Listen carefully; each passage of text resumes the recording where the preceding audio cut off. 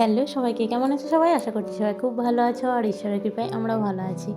তো আজকে তোমাদের সঙ্গে শেয়ার করতে চলেছি আমার বেডরুম, মানে আমার কাছে স্বর্গ আর কি। তো ছোট্ট, ছোট্ট জিনিস দিয়ে কীভাবে আমি আমার বেডরুমটাকে সাজিয়ে তুলেছি। স্মল বেডরুম মেকওভার আর কি। তো সেটাই তোমাদের সঙ্গে শেয়ার করব যে ১ ঘন্টার মধ্যে আমি কীভাবে এটাকে ডিপ ক্লিন করে নিলাম। তো আজকে দেখলাম হাতে অনেকটাই সময় রয়েছে, তো অন্য কাজ হয়ে গেছে, রান্নাবান্না সব কমপ্লিট, যে যার কাজে বেরিয়ে গেছে, মেয়ে চলে গেছে স্কুলে, ও গেছে অফিসে। তো দেখলাম অনেকটা টাইম পাওয়া গেছে। পুরো বেডরুমটা একসঙ্গে পরিষ্কার করা হয় না, আজকে হয়তো একটা করলাম, কালকে একটা করলাম, এরকমভাবে করি। তো আজকে পুরো বেডরুমটা একদম ডিপ ক্লিন করে নেব, আর সেটাই তোমাদের সঙ্গে শেয়ার করব। তো চলো দেখতে থাকো। আর আমার এই বেডরুমটা আমি কিভাবে সাজাই, মানে ডেকোরেশনটা কেমন হয়েছে তোমরা অবশ্যই কিন্তু কমেন্ট করে জানিও। তো দেখতে থাকো পুরো ভিডিওটা, স্কিপ করো না কিন্তু। আর আমি প্রথমে স্টার্ট করলাম যে ঝুল হয়েছিল অনেক, ঝুলগুলো আমি প্রথমে ঝুল ঝাড়ু দিয়ে ঝেড়ে নিলাম। তারপর দেখলাম সকাল থেকে বিছানাটা গোটানো হয়নি, বিছানাটা একটু গুটিয়ে নেব। আর আজকে বেড কভারটাও চেঞ্জ করব, কারণ ঘরের ঝুলগুলো পরিষ্কার করেছি, তো সবই বিছানাতে পড়েছে, সেই জন্য বেড কভারটাও চেঞ্জ করব। তো আগে আমি বিছানার ওপরে যা যা ছিল সেগুলোকে সব সরিয়ে নিচ্ছি। তারপর মানে আরও যে কাজগুলো আছে, আগে বেড কভারটা পেতে নেব, তারপর আমি কাজগুলো করতে আরম্ভ করব। তো কাঁচা একটা বেড কভার নিয়ে নিলাম, সেটাই আমি এখন ভালো করে বিছানাটাতে বিছিয়ে দেবো। আর যে বেড কভারটা পাতা ছিল ওটার কালারটা তো সাদা, তো সাদাটা খুব নোংরা হয়, মানে ২-৪ দিন পাতা থাকলে মনে হয় যেন অনেক দিন থেকে পাড়া আছে, মানে বিছানায় পেতে রেখেছি হয়তো, এতটাই নোংরা হয়ে যায়। আর যেহেতু বাচ্চার ঘর, তো সবাই আসে, বাচ্চাগুলো ওঠে, তো নোংরা হয়ে যায়, আর সেটাই পাল্টে দিলাম, আর আজকে এই রঙিনটা পেতে দিলাম। আর এই বেড কভারের কালারটা কিন্তু খুব ভালো লাগে আমার। বেড কভার যতই দাম দিয়ে কেনা হোক বা একটু ভালো কিনলেও কিন্তু সেই কিছুদিন পর, মানে কাচতে কাচতে রঙটা কেমন একটা হয়ে যায়, সেই যে রঙটা দেখে কিনি সেই রঙটা কিন্তু থাকে না, একটু একটু রঙটা উঠেই যায়, মানে ফেড হয়ে যায় আর কি রঙটা। তো এই কালারটা আমার খুব চয়েসের ছিল আর কি, মানে খুব চয়েস করে কিনেছিলাম এই কালারটা, কিন্তু এটাও দেখছি একটু একটু সাদা সাদা ভাব এসে আসে। তো এইভাবে বিছানাটা আমি টান টান করে, গদিটা বেশ ভালো করে টান টান করে নিলাম, তারপর বালিশের কভারগুলোও চেঞ্জ করে দিলাম।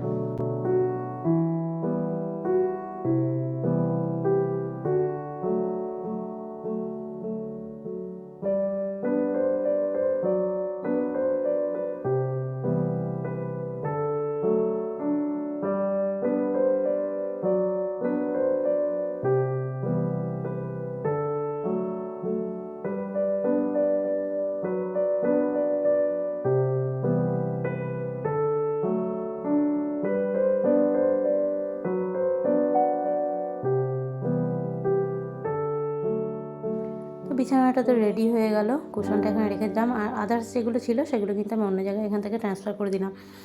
আর এখানে যে ময়ূরের পাখাগুলো রেখেছি এগুলোতে অনেক ধুলো বসেছে, মানে সব জিনিসেই ধুলোতে খুব করে দেয়, কারণ রাস্তার ধারে বাড়ি, কিন্তু যতই উঁচুতে হোক না কেন ধুলো খুব হয় আমার বাড়িতে। তো ধুলোগুলো আমি সব পরিষ্কার করে নেব। আজকে যেহেতু ডিপ ক্লিন করবো, তো একটা একটা ধরে ধরে সব কিছু পরিষ্কার করব। তো ফুলগুলো যেহেতু সাদা ফুল আর তার মধ্যে ধুলোটা বসেছে, ঝেড়ে দিলে অবশ্য চলে যায়, কিন্তু এই যে একবার করে মানে না ঝাড়লে কিছুদিন হয়ে গেলে কেমন কালো কালো হয়ে যায় ফুলগুলো। প্রতিদিন তো আর এরকমভাবে পরিষ্কার করা হয় না, পরিষ্কার করি কিন্তু এইভাবে তো আর পরিষ্কার হয় না প্রতিদিন।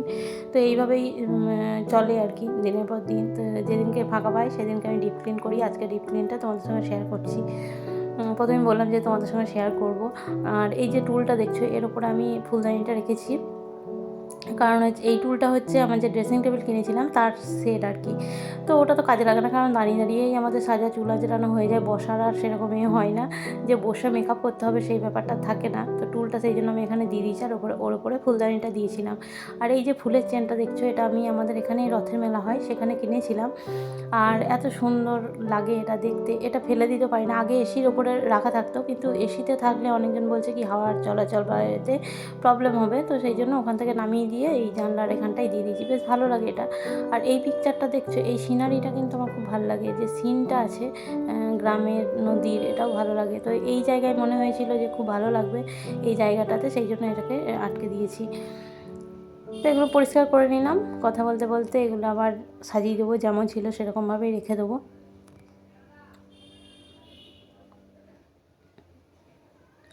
ফুলটাও এখানে দিয়ে দিলাম, এখানেই ফুলটা বেশ ভালো লাগে দেখতে। আগে ড্রেসিং টেবিল ছিল, ড্রেসিং টেবিলে ঝুলিয়ে দিতাম, কিন্তু এখন যেহেতু ওয়ার্ড্রপটা করার পরে ড্রেসিং টেবিলটা ওই ঘরে চলে গেছে, ট্রান্সফার হয়ে গেছে, সেই জন্য ফুলটা এইভাবে এখানে দিয়ে দিয়েছি।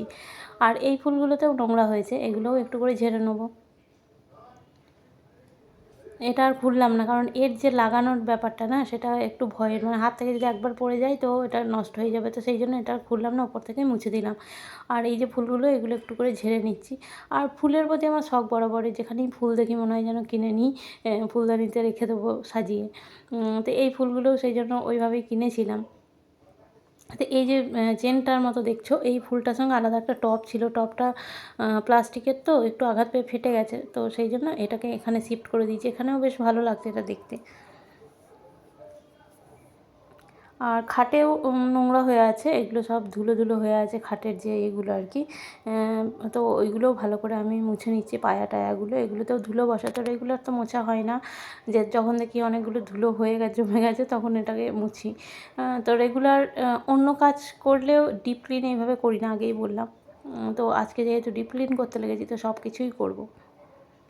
তো একটা শুকনো কাপড় দিয়ে ভালো করে ধুলোগুলো মুছে নিচ্ছি। তাও আমার খাটটা যেহেতু বেশি ডিজাইনার নয়, যেগুলো ডিজাইনার খাট হয় সেগুলো কিন্তু পরিষ্কার করতে খুব কষ্ট হয় ধুলো বসে গেলে, কিন্তু আমারটা যেহেতু ডিজাইন বেশি নেই, একদম প্লেনের ওপরেই, তো সেই জন্য আমাকে মুছতে অতটা কষ্ট হয় না। একটু ধুলো করে ঝেড়ে নিলেই কিন্তু চলে যায়। আর এখানে যে টেবিলটা আছে, টেবিলটাতেও মোছা হয়, প্রতিদিনই প্রায় মোছা হয়, কিন্তু আজকেও মুছে দিচ্ছি, কারণ ধুলোগুলো বসেছে। বিছানা টিছানা ঝাড়লেই করে ধুলো তো হয়, সেগুলোও বসে যায়।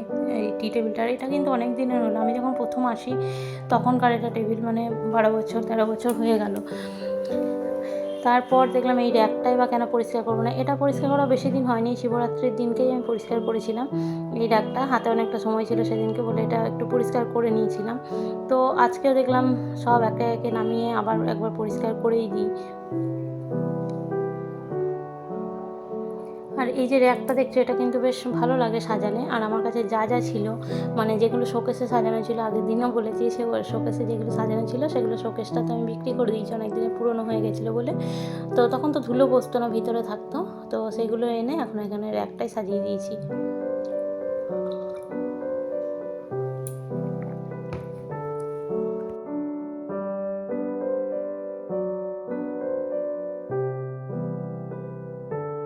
ওখানে আমার জিনিসের সঙ্গে সঙ্গে, মানে আমি যেগুলো চয়েস করে কিনেছি তার সঙ্গে তিন্নিরও খেলনা আছে, কিন্তু ছোটোবেলাকার ওর খেলনাগুলো, মানে এই যে কার্ডটা দেখছো, কার্ডটা, তারপরে এই যে ডোরেমন, এগুলো কিন্তু ওর ছোটোবেলাকার খেলনা। আর ও ছোটোবেলাকার স্মৃতি বলে আমি অনেকটা গুছিয়ে রাখি এগুলোকে, যে ও বড়ো হলে বলতে পারবে যে এগুলো আমার ছিল। তো অন্য কোথাও রাখলে কিন্তু হারিয়ে যাবে, চোখের সামনে আছে বলেই এই জিনিসটা আছে। আর এইভাবেই আমি সাজিয়ে রাখি, ওরও দেখে মনে হবে যে এগুলো আমি ছোটোবেলায় খেলতাম নিয়ে। আর এই যে ঝিনুকেরগুলো দেখছো, এগুলো আমি দীঘা থেকে নিয়ে এসেছিলাম, ঝিনুকের কাজগুলো। আরও দুটো খরগোশ আছে, কিন্তু এত ছোটো ছোটো খরগোশ দুটো আমি ভয়ে এখানে রাখতে পারি না, যদি পড়ে যায় তাহলেই ভেঙে যাবে। আর এখন যেটা দেখলে, এটা আমি বানালাম হচ্ছে এইগুলো মোছার জন্য। এগুলোতেও কিন্তু অনেক ধুলো বসে, সেটা বোঝা যায় না। এই লাইটগুলো যখন জ্বলে রাত্রিবেলা, তখন বোঝা যায় ধুলোটা। আর একটু একটু ধুলো বসলেও কেমন একটা মানে লাগে রাত্রিবেলা, যে এত ধুলো হয়ে আছে এরকম মনে হয়। তো এটা যেহেতু ডিপ কালার, আর তার মধ্যে সাদা ধুলোগুলো বোঝা যায়। তো সেই জন্য আমার কাছে যে পালকওয়ালা যে এটা ছিল, ওটা যখন কম্পিউটারটা ছিল বাড়িতে তখন ওটা কিনেছিলাম, কিন্তু অনেক দিন হয়ে যাওয়াতে দেখছি পালকগুলো ঝরে ঝরে যাচ্ছে, তো সেই জন্য ওটা আর কিনিনি। আর আজকে দেখলাম এত উঁচুতে আমি কিভাবে এটাকে পরিষ্কার করব, তো টুল কিংবা চেয়ার কিছু তো লাগতো। তো বুদ্ধি করে আমি এই যে একটা রড ছিল ঘরে, তার মধ্যে আমি একটা নরম দেখে সুতির কাপড় নিয়েছি, আর সেটা বেঁধে নিয়ে ওটা দিয়েই মুছে নিচ্ছি। তো এইভাবে আমি, আর ঝুলঝাড়ু দিয়ে মুছলে কিন্তু ওটা দাগ লেগে যেতে পারে, কারণ ঝুলঝাড়ুতে অনেক নোংরা থাকে, তাই আমি ওটা রিস্ক নিলাম না যে দাগ হয়ে যাবে কালো কালো, কী দরকার। তো সেই জন্য আমি ওটাকে বানিয়ে নিয়েছিলাম। তো ওপরটা তো মোছা হয়ে গেল, আর যে যতদূর আমি হাত পাবো ততটা ওই কাপড়টা নিয়ে, মানে একটা নরম সুতোর কাপড় যেটা বললাম, ওরকমই একটা কাপড় নিয়ে আমি নিচেরগুলো মুছে দিচ্ছি। আর এটা নিচেরগুলো আমি প্রায় দিনই মুছি, কিন্তু উপরটা মোছা হয় না, একবার বানানোর পর থেকে একবার আমি সেরকমভাবে মুছিনি। আর নিচেরগুলো আমি মুছতেই থাকি, প্রায় দিনই মুছে নিই, কারণ নোংরা হয়ে যাবে। আর নতুন জিনিস দেখবে একটু যত্ন বেশিই করা হয় সব জিনিসেরই। আর এই যে হ্যান্ডেলগুলো দেখছো, হ্যান্ডেলগুলোতেও কিন্তু অনেক ধুলো বসে থাকে, তো হ্যান্ডেলগুলোও আমি খুব ভালো করে মুছে নেব।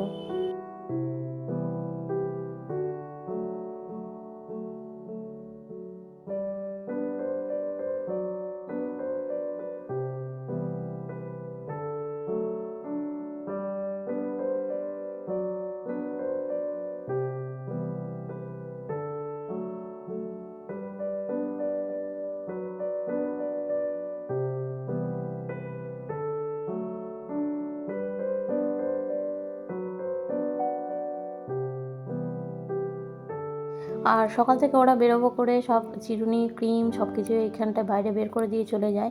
তাড়াতাড়ি থাকে ওদের, কিন্তু পরে আমি এই জায়গাটা গুছিয়ে নিই। আর এই জায়গাটা সবসময় ফাঁকা রাখতেই পছন্দ করি আমি নিচেরটা, সেই জন্য ভেতরে ভরে দিচ্ছি ওগুলোকে। আর ভিতরটারও কিন্তু খুব অবস্থা খারাপ হয়ে আছে, এটা অন্যদিন একদিন গোছাবো আবার টাইম পেলে। এটা দেরি হবে গোছাতে, তো অন্যদিন কোথায় কী রাখবো না রাখবো সেগুলো দেখে ভালো করে গুছিয়ে নেবো। আজকে কোনো রকম ভিতরে ভরে দিলাম আর বাইরেটা আমি পরিষ্কার করে নিলাম। তো এই জায়গাটা হচ্ছে আমার ড্রেসিং টেবিলের মতো বানিয়ে দিয়েছে, ভিতরে সব কিছু সাজের জিনিস বা কিছু রাখা যাবে, আর উপরটা আয়না। তো এইটা হয়ে যাওয়ার পরে ওই ঘরের ড্রেসিং টেবিলটার কাজেই লাগে না, কারণ ওটা ওই ঘরে যখন থাকি বা কেউ এলে তখন ওই ঘরে ড্রেসিং টেবিলটা ইউজ করে। আর আমার যত মানে সাজের জিনিস নেই সব আমি এখানেই রেখে দিয়েছি, যে ঝট করে এ ঘর ও ঘর করার থেকে এক জায়গাতেই থাক। প্রথমে ভেবেছিলাম ওখানে অন্য কিছু রাখবো, কিন্তু এখন পুরোটাই প্রায় সাজের জিনিস হয়েই আছে। তিন্নিরও আছে, মানে মেয়ের আমার সবার এখানেই ভরে রেখেছি। আর এই যে ড্রয়ারগুলো দেখছো, ড্রয়ারগুলোর ভিতরেও কিন্তু ধুলো বসে যায়, তো সেই জন্য এই ড্রয়ারগুলোও আমি ভালো করে মুছে নিলাম। আর এবার ঝাঁট দিয়ে নেবো। তো চারিদিকে এত হাওয়া দিচ্ছে, আর বেড কভারটা যেহেতু আমি আগেই পেতে দিয়েছি বিছানায়, তো ভাবলাম যে যদি নোংরা হয়ে যায় বা ধুলোগুলো হাওয়াতে এদিক ওদিক হবে, সব কিছু মোছা আছে আমার, তো সেই জন্য ঝাঁট দেওয়ার আগে আমি জানলাটাকে বন্ধ করে নিলাম। যেহেতু আমাদের ফ্ল্যাটটা উঁচুতে, তো হাওয়াটা একটু বেশিই দেয়, তো সেই জন্য আমি জানলাটাকে বন্ধ করে তারপর ঝাঁটটা দেবো। তাহলে কী হবে, ধুলোটা উড়বে না চারিদিকে। তো আস্তে আস্তে আমি ঝাঁটটাকে দিয়ে নিচ্ছি সাবধানে, যাতে ধুলো না ওড়ে, কারণ সব কিছু আমি এতক্ষণ ধরে মুছলাম, এরপর যদি ধুলোটা বসে তো কেমন একটা লাগবে বলো। তো সেই জন্য আমি আস্তে আস্তে সব ঝাঁট দিয়ে নিচ্ছি। আর ঝাঁট দেওয়ার পর আমি মুছে নেবো, কারণ প্রচুর ঝুল ঝাল পড়ে আছে, ধুলো সব কিছু পরিষ্কার করেছি যেহেতু। তো সব কিছুর মধ্যে এত কিছু করার পরে ঘরবাড়ি পরিষ্কারের সময় আমার মনে হয় যেন না মুছলে কেমন একটা কিচকিচ করে। তো ভাবলাম ঝাঁটটা বেশ ভালো করে দিয়ে সুন্দর করে দিয়ে আমি ঘরটাকে ভালো করে মুছে নেব। তো অনেক ঝুল ধুলো সব কিছুই বেরিয়েছে। প্রতিদিন সকালে ঝাঁট দেওয়া হয়, কিন্তু এইভাবে তো আর ডিপলি কিছু করা হয় না, কারণ তাড়া থাকে তখন। এইভাবে তো আর পরিষ্কারটা করা হয় না, কারণ আমি বাসি কাজ সেরে তারপর পুজো করি। তো বাসি কাজ ছাড়া মানেই তো ঝাঁট দেওয়া মোছা, কিন্তু রুম দুটো আমি প্রতিদিন মুছি না, বেডরুম দুটো আমি প্রতিদিন মুছি না, শুধুমাত্র ঝাঁট দিয়ে দিই। আর প্রতিদিন মুছলেও মার্বেল প্রতিদিন মুছলে বলে নাকি খারাপ হয়ে যায়, মিস্ত্রিদের কাছেই শোনা। তো সেই জন্য আমি প্রতিদিন মুছি না, সপ্তাহে 2 দিন কি 3 দিন মোছার চেষ্টা করি। আর প্রতিদিন হচ্ছে ডাইনিংটা মুছি, কারণ ওখানে খাওয়া দাওয়া এগুলো হয়, আর ওটাই বেশি নোংরা হয়। পায়ে পায়ে বাথরুম আছে ওখানে সামনেটায়, বলে আমি ডাইনিংটা মুছি, রান্নাঘরটা মুছি আর ঠাকুরঘর, এই 3টে জায়গা আমি ডেলি মুছি। আর এই ঘরটরগুলো কিন্তু ডেলি আমার মোছা হয় না, প্রতিদিনই আমি ঝাঁট দিয়ে নিই। সকালবেলা বাসি কাজটার সময় ঝাঁট দিই, আর বিকালেও ঝাঁট দিই। তো এরকম করে আমি 2-3 বার ঝাঁট দিয়ে রেখে দিই ঘরটা, খুব একটা মুছি না। তো আজকে যেহেতু সব কিছু এত ধুলো হয়েছে, যে আমি আজকে ঘরটা বেশ ভালো করে সুন্দর করে মুছে নেবো, তা নাহলে পুরো ঘরটা একদম বালি কিচকিচ করবে।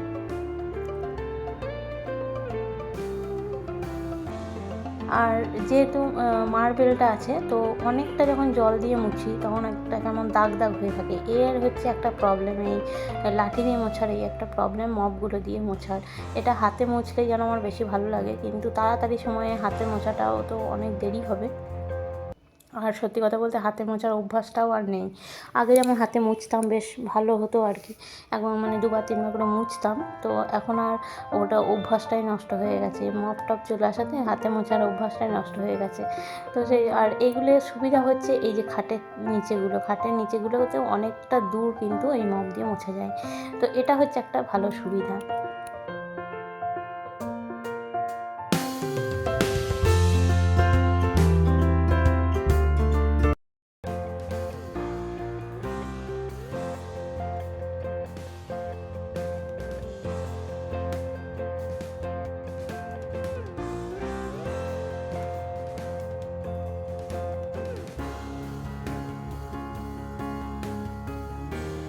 তো ডেকোরেশনটা কেমন হয়েছে অবশ্যই আমাকে জানিও।